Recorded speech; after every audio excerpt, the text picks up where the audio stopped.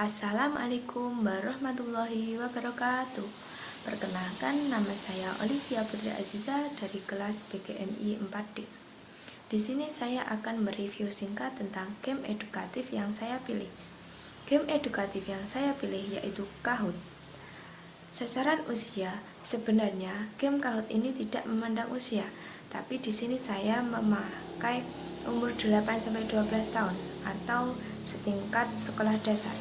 Untuk mata pelajaran yang saya ambil yaitu IPAS atau Ilmu Pengetahuan Sosial.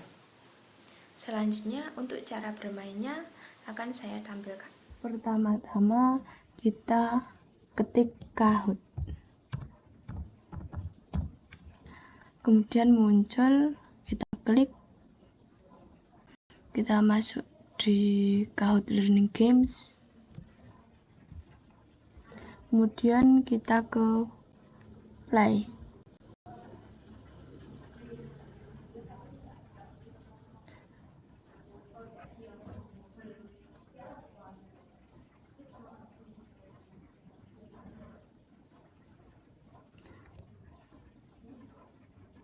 Kemudian kita tunggu dulu untuk pinnya.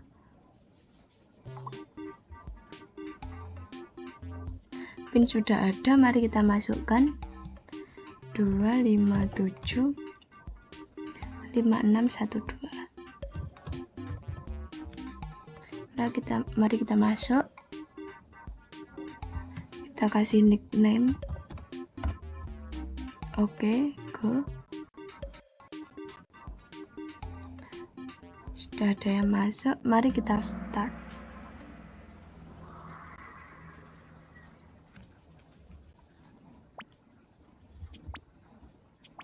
Kita tunggu sebentar.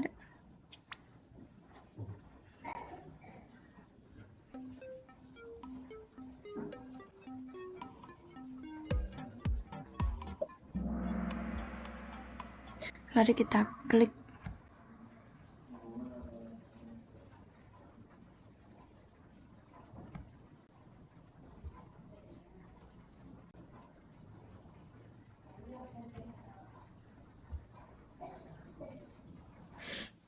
Setelah ini lanjut ke soal kedua.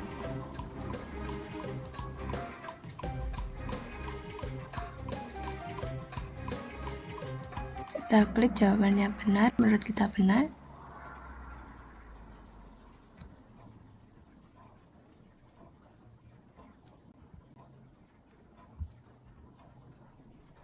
Kemudian lanjut ke soal yang ketiga.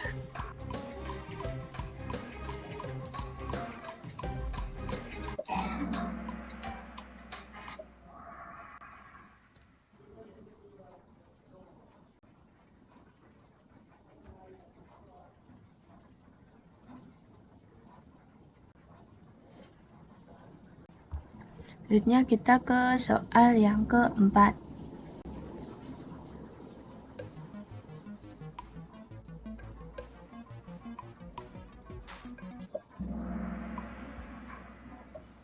Nanti untuk soalnya akan saya cantumkan.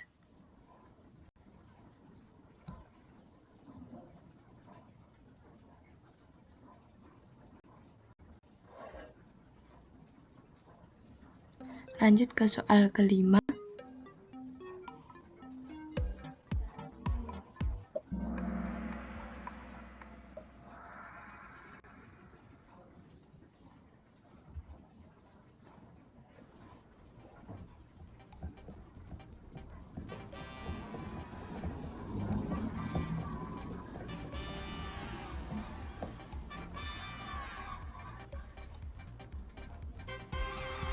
Ini untuk bagian pemenangnya begini. Baik, karena tadi sudah cara bermain atau alur game dari game edukasi Kahoot, sekarang memasuki keunggulan dan kelemahan dari sisi pendidik. Keunggulan Kahoot yaitu meningkatkan motivasi dan belajar siswa. Pendidik lebih gampang mengevaluasi pembelajaran yang dilaksanakan, memfasilitasi pembelajaran berbasis teknologi. Kelemahan dari Kahoot yaitu tidak semua guru yang update dengan teknologi, fasilitas sekolah yang kurang memadai, dan pendidik sulit mempercayai peserta didik karena gampang terkecoh untuk membuka hal lain. Sekarang masuk ke analisis nilai edukasi. Apa sih yang anak pelajari dari game tersebut? Anak-anak dapat mempelajari banyak hal dari bermain game edukasi Kahoot tersebut, tergantung pada konteks penggunaannya. Mereka bisa mengasah kemampuan literasi, numerasi, keterampilan sosial emosional, dan kognitif. Keterampilan kognitif memulai atau melalui dengan permainan, anak-anak dapat melatih memecahkan masalah, berpikir logis, dan menggunakan keterampilan berpikir dalam konteks yang berbeda. Keterampilan literasi Kahoot dapat membantu anak-anak berlatih membaca, menulis, dan memahami kosakata baru melalui pertanyaan dan jawaban. Keterampilan sosial emosional bermain Kahoot secara kompetitif dapat membantu anak-anak mengembangkan keterampilan bersaing secara sehat dan belajar menerima kemenangan maupun kekalahan.